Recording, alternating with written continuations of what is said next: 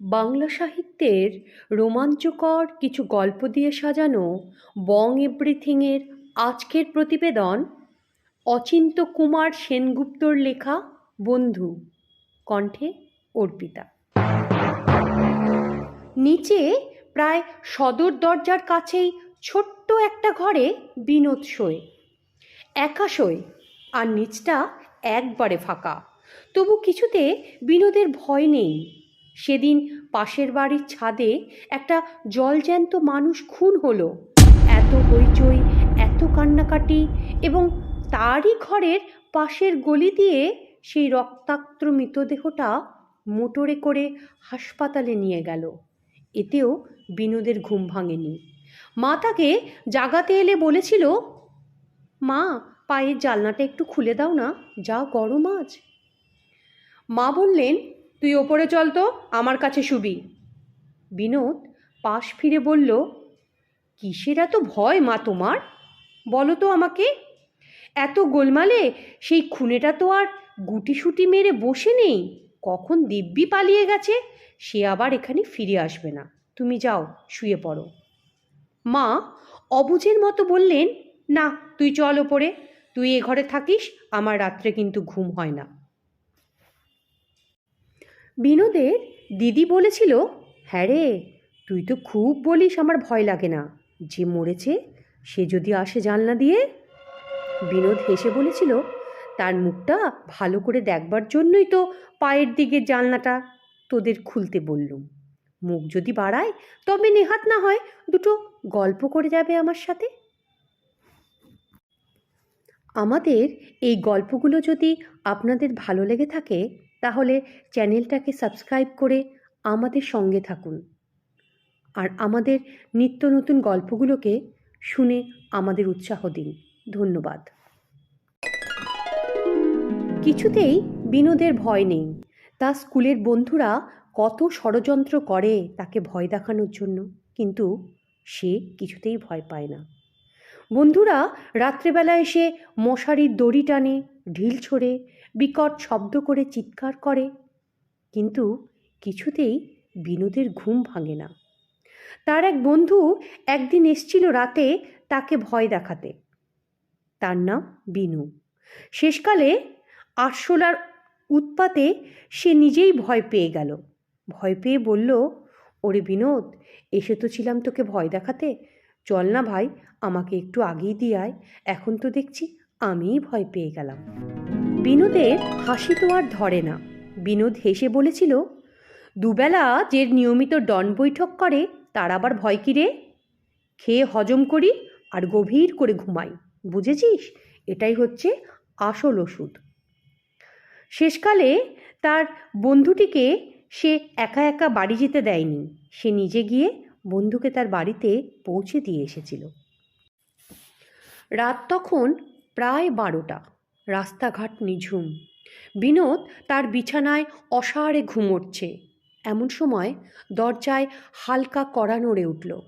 কে যেন তাকে ডাকছে।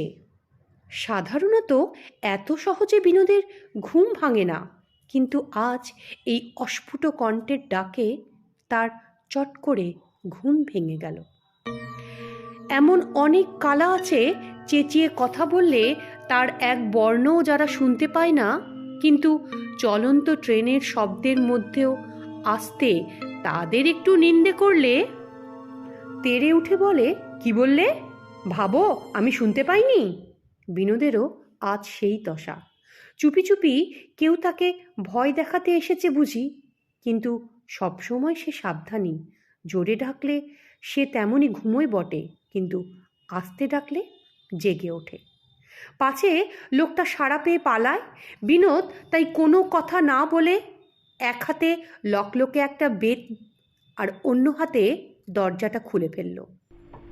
সিঁড়ির ওপর দাঁড়িয়ে হাসছে তার বন্ধু অভয়। বিনোদ তো অবাক, বললে, তুই এই সময় এত রাত্রে কি দরকার রে? অভয় ভেতরে ঢুকে বললে, 9:30টার শোতে বায়োস্কোপে গিয়েছিলাম, এই ফিরছি। বিনোদ বললে, বাড়ি যাসনি? অভয় চাপা গলায় বললে, বাড়ি আর ফিরবো না বুঝলি। বিনোদ বললে, কেন রে, কি হলো? অভয় বলে, বাবা মা আমায় তাড়িয়ে দিয়েছে রে। বিনোদ খানিকটা বিস্মিত হলো, বললে, তাড়িয়ে দিয়েছেন? কেন রে, কি অপরাধ? অপরাধ আবার কি, ও বাড়িতে আর পোষাবে না, যাব না।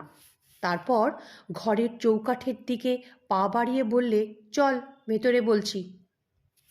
ঘরের এক কোণে ক্যানভাসের একটি ইজি চেয়ার, তার উপর বসে অভয় বললে, তোর এখানে আজ আমি শোবো, দিবি তো শুতে? বিনোদ আলো জ্বালালো, বললে, স্বচ্ছন্দে, এটা আবার বলতে? আলোতে বিনোদ দেখল অভয় অত্যন্ত অদ্ভুত সেজেছে। গায়ে গরদের পাঞ্জাবি, ওপরে দামি শাল, পরনে নীল সিল্কের ধুতি, পায়ে জরির জুতো, হাতের কবজিতে সোনার রিস্টওয়াচ, সারা গায়ে এসেন্সের গন্ধ ফুরফুর করছে, পরিপাটি করে টেরি বাগানো। ডান হাতের আঙুলে একটা হীরের আংটি জলজল করছে। বিনোদ বললে, হ্যাঁ রে, এত সেজেগুজে বেরিয়েছিস? চেহারা দেখে তো ত্যায্যপুত্তর মনে হচ্ছে না, কি রে? অভয় হেসে বলে, বাবা মা বাড়ি থেকে বার করে দিলেন বটে, কিন্তু বললেন তোর যা আছে সব নিয়ে যা। এই নাও তোমার জিনিসপত্র, আর এমুখো হয়েও না, বুঝলি? এইভাবে বলে আমাকে তাড়িয়ে দিলে। সেই যে জাপানি বাক্সটায় রোজ 2 আনা করে আমি জমাতাম, মনে আছে তোর? সেই বাক্স ভেঙে সব খুচরো সিকি আধুলি আমার পকেটে দিয়ে দিলে, বললে, যেখানে খুশি টিকিট কেটে ভেসে পড়ো, তোমার এই কালো মুখ আমরা আর দেখব না। বিনোদ বিছানায় বসে অভয়ের মুখের দিকে এক দৃষ্টে অনেকক্ষণ চেয়ে রইল, পরে বললে, কিন্তু কি তুই করেছিলি বলতো, সত্যি বলবি? অভয় বলে, বলছি বলছি, দাঁড়া, তোর কাছে যে ম্যাপটা আছে না, ওটা দে তো। বিনোদ বলে, কি করবি ম্যাপ নিয়ে এত রাত্রে? বলে, একটা জায়গা খুঁজে বের করব খুব দূরে, যেখানে মানুষ সহজে যেতে চায় না। ধর গ্রিনল্যান্ড, বছরে 6 মাস সেখানে রাত, কঠিন বরফের দেশ, পড়িসনি ভূগোলে? বিনোদ হেসে উঠল, বললে, পকেটে মাত্র তো কয়েকটা খুচরো, এই নিয়ে তুই গ্রিনল্যান্ড যাবি? টেবিলের ওপর অ্যাটলাসটা পড়েছিল, সেটা হাত বাড়িয়ে তুলে নিয়ে অভয় পাতা উল্টোতে লাগলো, বললে, এমন জায়গায় যাব যেখানে যেতে ভাড়া লাগে না, বুঝেছিস? বিনোদ হেসে বললে, আপাতত দেখছি এটা আমার শোবার ঘর, এখানে কোনো ভাড়া লাগবে না, তুই শো। তুই পাগলামি করিস নে অভয়, চল, না হলে কিন্তু তোকে আমি বাড়ি রেখে আসবো। বাবা বকে থাকেন, এখন নিশ্চয়ই ব্যস্ত হয়ে তোকে খুঁজতে বেরিয়েছে, দেখ। অভয় বললে, খুঁজুক গে, কিন্তু একবার যখন বেরিয়েছি আমি কিন্তু আর ফিরব না। জাহাজে করে আমি স্পেনে যাব, সেখান থেকে কলম্বাসের মতো নূতন মহাদেশ আবিষ্কার করব। জাহাজ না পাই, সঙ্গী না জোটে, তবু আমি পেছপা হব না, বুঝেছিস? নে আলোটা নেবা, আজ রাতটা আগে তোর এখানে ঘুমাই। বিনোদ বললে, আমার বিছানায় উঠে আয়, দুজনে খুব হবে। অভয় বললে, না না, আমি চিত হয়ে আরাম করে শুতে পারবো না, আমার মেরুদণ্ডে না একটু লেগেছে, বুঝলি? এই বেশ আছি, একটা বালিশ দে তো। বলে সে নিজেই আলো নিভিয়ে একটা বালিশ টেনে পিঠের তলায় রেখে বলল, নে এবার তুই শুয়ে পড়, ঢের রাত হয়েছে, কাল ভোরে উঠে চা খেতে খেতে তোর সাথে গল্প করব। বিনোদ বললে, এমনি করে আবার কারুর ঘুম আসে হতবাগা, আয় বিছানায় আয়। অন্ধকারে অভয় খিলখিল করে হেসে উঠল, বলল, পাগল, ঘুম আসবে নাকি? স্কুলের বেঞ্চির উপর দাঁড়িয়ে ঘুমুতুম, মনে নেই তোর? আর এই তো দিব্যি মোলায়েম একটা চেয়ার, কলম্বাসের মতো যখন আমি দেশ জয় করতে বেরোবো। তাকে খালি গায়ে শীতের রাতে শুকনো কাঠের ওপর শুলেও বেমানান দেখাবে না। থাম, তোকে আর বকাবো না, ঘুমো ঘুমো। বিনোদের একটুতেই ঘুম আসে, কিন্তু অনেকক্ষণ চুপ করে চোখ বুজে থেকেও কিছুতেই আজ ঘুম এলো না। অভয়ের সঙ্গে খানিকক্ষণ গল্প করা যাক মনে মনে ভাবল। চোখ না মেলেই ডাক দিল, অভয়, এই অভয়। অভয়ের কোনো সাড়া নেই। মেরুদণ্ডে চোট পেয়েও ঘুমে তার এক বিন্দু ব্যাঘাত হয়নি ভেবেই অবাক হলো বিনোদ। আবার ডাকলো, এই অভয়, ঘুমালি নাকি? সেই অন্ধকার কালো রাত্রি আর সেই স্থূল নিস্তব্ধতা। বিনোদ লাফিয়ে উঠে বসল, দেখল ঘরে কেউ নেই। ম্যাপের খাতাটা মেঝের ওপরে উল্টানো, চেয়ারের ওপরে বালিশটা কুঁচকে পড়ে আছে, দরজাটা খোলা। বিনোদ ঘর ছেড়ে সদর দরজার কাছে এলো। সদর দরজাটাও দুফাক। অভয় আবার কখন দরজা খুলে বাইরে গেল? অনেকক্ষণ দাঁড়িয়ে ভাবল বিনোদ। দুষ্টু ছেলে, তাকে ভয় দেখাবার জন্য নূতন নূতন ফন্দি করে বেড়ায়। কিন্তু বিনোদ দম্বার পাত্র নয়। গরম কোটটা গায়ে নিয়ে সে রাস্তায় নামল। কোথাও একটা জনপ্রাণী নেই। নিজের দ্রুত সশব্দ নিঃশ্বাস ছাড়া একটা সামান্য শব্দও কোথায় শুনতে পাচ্ছে না সে। আবার সে ডাকল, অভয়!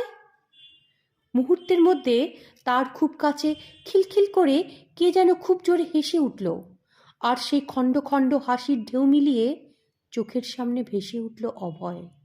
বিনোদ বললে, কোথায় গেছিলি তুই? অভয় বললে, বাহ, কোথায় আবার যাব, এই তো তোর পাশেই দাঁড়িয়ে আছি। ঘরের মধ্যে যা ভীষণ গরম, এত গরমে কখনো ঘুম আসে? বিনোদ বললে, পাগলা নাকি তুই? গরম কোথায়? এই কনকনে ঠান্ডায় তোর গরম লাগছে? অভয় হেসে বললে, গরম বলে গরম, চারিদিকে যেন মনে হচ্ছে দাউ দাউ করে আগুন জ্বলছে, টিকতে পারছি না, চল রাস্তায় একটু হাঁটি। বিনোদ ভাবলে মন্দ নয়, বেড়াতে বেড়াতে গল্পের ফাঁকে অভয়কে তাদের বাড়ির দরজার কাছে নিয়ে গিয়ে পূর্ণবাবুকে ডেকে তার ছেলেকে তার হাতে ধরিয়ে দেবে। বিনোদ বললে, চল। হ্যাঁ রে, কিন্তু সদর দরজা যে খোলা, দাঁড়া দাঁড়া, ভজুয়াকে ডেকে বলি দরজাটা বন্ধ করতে। তারপরে ভাবলো, না, মা যে টের পাবে। থাক, একটা কাজ করি বুঝলি, দরজাটা ভেজিয়ে যাই, আমি তো খানিকক্ষণের মধ্যেই ফিরে আসব। অভয় বললে, তোর ভাবনা কি? তোকে তো আর বাপ মা তাড়িয়ে দেয়নি, আমার জন্য না হয় বাড়ির দরজা বন্ধ হয়েছে। দুই বন্ধু বড় রাস্তায় এসে পড়ল কথা বলতে বলতে। কারুর মুখেই এখন আর যেন কোনো কথা সরছে না। বিনোদ ভয় পেয়ে বললে, এবার ফের? অভয় হেসে বললে, কোথায় ফিরবো, এই তো বেশ যাচ্ছি। খানিক দূরে কয়েকজন লোক এদিকে এগিয়ে আসতে দেখা গেল। একজনকে বিনোদের মনে হলো খানিকটা পূর্ণবাবুর মতো দেখতে। লোকজন নিয়ে ছেলের খোঁজে বেরিয়েছে মনে হয়। অভয়কে এবার স্বচ্ছন্দে ধরিয়ে দেবে। গায়ের জোরে বিনোদের সঙ্গে কখনোই কেউ পেরে ওঠে না। লোকগুলো না বেঁকে সামনে তাদের দিকেই এগিয়ে আসছে দেখে বিনোদের একটু ভরসা হলো। অভয়কে বুঝতে না দিয়ে বলল, হ্যাঁ রে, আরও একটু বেড়াই চ। অভয় বললে, কিন্তু খুব তাড়াতাড়ি, তোর কাছে আমি সেই 7 আনা পয়সা ধারতুম না, সেই যে রেস্টুরেন্টে খেয়েছিলি, এই নে, চট করে ধর। সে পকেট হাতড়ে কয়েকটা পয়সা বার করে বিনোদের হাতে দিতে গেল। বাবা, মেজদা, নকাকা, রামখুড়ো সবাই এসে পড়ল যে, ধর ধর শিগগিরি। এই বলে অভয় যেন কোথাও একটা ঊর্ধ্বশ্বাসে ছুট দিতে চাইল, কিন্তু বিনোদের সাথে পারবে কেমন করে? বিনোদের যা গায়ের জোর, সে চেষ্টা করল অভয়কে নিজের সাথে জড়িয়ে ধরে রাখার। সে তাড়াতাড়ি অভয়কে 2 শক্ত হাতে জাপটে ধরে বললে, কিন্তু কোথায় যাবি তুই? তোকে ধরিয়ে দেব না আমি বুঝি? ওই যে কাকাবাবু আসছে। কিন্তু কোথায় অভয়? বিনোদ দুহাত দিয়ে নিজের বুকটাই চেপে ধরে আছে, নিজের সঙ্গে অকারণে নিজেই ধস্তাধস্তি করছে। অভয় কোথাও নেই। কখন টুপ করে সরে পড়েছে, নিশ্চয়ই ওই পাশের গলিতে গেছে। বিনোদ ভাবছে, এখনো ছুটলে বুঝি তাকে ধরা যায়। দেখতে দেখতে পূর্ণবাবুর দলবল একবারে বিনোদের কাছে এসে পড়ল। বিনোদ তখন ফুটপাথে দাঁড়িয়ে ঠকঠক করে কাঁপছে। পূর্ণবাবুকে দেখে তার বুকে বল এলো। সে এগিয়ে গিয়ে বললে, আপনারা অভয়কে খুঁজছেন না? দাঁড়ান। এই কথা শুনে পূর্ণবাবু তার দিকে ফ্যালফ্যাল করে তাকিয়ে রইলেন। বিনোদ বললে, সে এই গলির দিয়ে পালিয়েছে, আসুন আমার সঙ্গে আসুন। খুব জোর ছুটলে পরেও ওকে আমি ঠিক ধরতে পারবো, আমার সঙ্গে কেউ পারে না। আমি তাকে জাপটে ধরেও রেখেছিলুম, কিন্তু পারলুম না, জানেন তো, কখন যে ফুট করে চলে গেল বুঝতেই পারলাম না। আপনারা কেউ ওদিক দিয়ে যান, আমি এদিক দিয়ে যাচ্ছি, এখানে কোথাও নিশ্চয়ই লুকিয়ে আছে। পূর্ণবাবু হঠাৎ তাকে বুকে জড়িয়ে শিশুর মতো ভেউ ভেউ করে কেঁদে বললেন, কই তোমার অভয়, ওই দেখো, বলে চারজনের কাঁধে উত্তোলিত একটা খাটিয়ার পানে ইঙ্গিত করলেন। বিনোদ কিছু বুঝতে পারল না। খাটিয়ার ওপরে লম্বালম্বি কি একটা জিনিস আগাগোড়া ঢাকা। কে একজন বললে, আজ বিকেলে মোটর চাপা পড়ে সে তো মারা গেছে। বিনোদ সমস্ত গায়ে একটা ঝাঁকুনি দিয়ে বললে, মিথ্যে কথা, সে এতক্ষণ আমার সঙ্গে ছিল, গল্প করলো, দুজনা বেড়ালুম। কেন আপনারা আমাকে মিছিমিছি ভয় দেখাচ্ছেন বলুন তো? সবাই শুধু আমাকে ভয় দেখায়। সে আমাকে বললে আপনারা নাকি তাকে তাড়িয়ে দিয়েছেন, সে তো স্পেনে যাবে, সেখান থেকে জাহাজে করে আমেরিকায় যাবে, কত কথা বললে। আমাকে তো পয়সাও দিতে চাইলে। গরদের পাঞ্জাবির ওপরে মেরুন শাল ছিল তার গায়ে। আসুন না আসুন, এই গলিতেই আছে, আমি তাকে ঠিক ধরে দেব। পূর্ণবাবুরা এগোতে লাগলেন। বিনোদ হতভম্বের মতো তেমনি এক জায়গায় দাঁড়িয়ে। ব্যাপারটা সে স্পষ্ট করে এখনো বুঝতে পারছে না। সে ঘুমিয়ে স্বপ্ন দেখছে নাকি? একবার তো সে তাই ভাবল। তারপর চারিদিকে তাকিয়ে দেখল সে দাঁড়িয়ে আছে রসা রোডে। রাস্তার এক পাড়ে ইলেকট্রিক আর অন্য পাড়ে গ্যাস জ্বলছে। লাঠি হাতে একটা কনস্টেবল দূরে ওই পূর্ণবাবুদের দল চলছে শ্মশানের দিকে। পূর্ণবাবু হেঁকে তাকে বললেন, তুমি এবার বাড়ি যাও বিনোদ। বিনোদ তবু নড়ে না, ভয়ে সে জমে আছে। তার কেবলই মনে হচ্ছে পূর্ণবাবুরা কালীঘাটের দিকে ঘুরে গেলেই পাশের গলি থেকে অভয় এক্ষুনি বেরিয়ে আসবে। অভয় আবার বেরিয়ে আসবে আর এসে চিৎকার করবে, না হলে সেই হেসে উঠবে একেবারে তার কাছে। কিন্তু অভয় কোথাও নেই। একটা ট্যাক্সি চলে যাচ্ছে। বিনোদ তাকে দাঁড় করালো। বাড়ি থেকে সে অনেক দূরে চলে এসেছে। এখন পায়ে হেঁটে কিছুতেই সে ফিরতে পারবে না। পেছন থেকে অভয় এসে তার সঙ্গ নেবে, তার কাঁধে হাত রেখে গল্প করতে চাইবে। 7 আনা সে ধরেছিল, এখনও সে ভোলেনি। ট্যাক্সি চেপে বিনোদ বললে, চালাও, এলগিন রোড। কিন্তু কিছু দূর থেকেই মনে হলো ট্যাক্সিটার আগে আগে অভয় ছুটছে। কিছুতেই সে বিনোদকে ছেড়ে দেবে না। বিনোদ চেঁচিয়ে উঠল খুব জোরে, বলল, ড্রাইভারজি চালাও চালাও।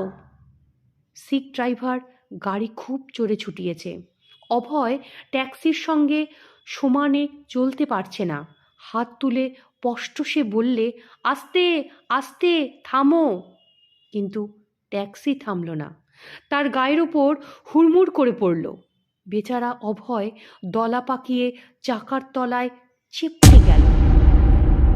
বিনোদ চোখ বন্ধ করে কর্কশ গলায় চিৎকার করে উঠল, গেল গেল গেল, বাঁধো গাড়ি, বাঁধো ড্রাইভারজি, বাঁধো।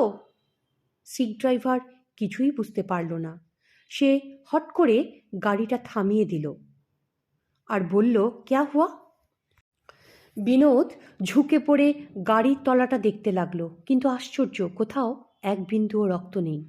অভয় তাড়াতাড়ি উঠে এসে খিলখিল করে হেসে গায়ের ধুলো ঝাড়তে ঝাড়তে বললে, ভয় কি রে, আমার কিচ্ছু হয়নি, খালি এই মেরুদণ্ডটায় সামান্য চোট লেগেছে। খুব হাওয়া খেতে বেরিয়েছিলি বল? আচ্ছা, গুড নাইট। আর তাকে দেখা গেল না।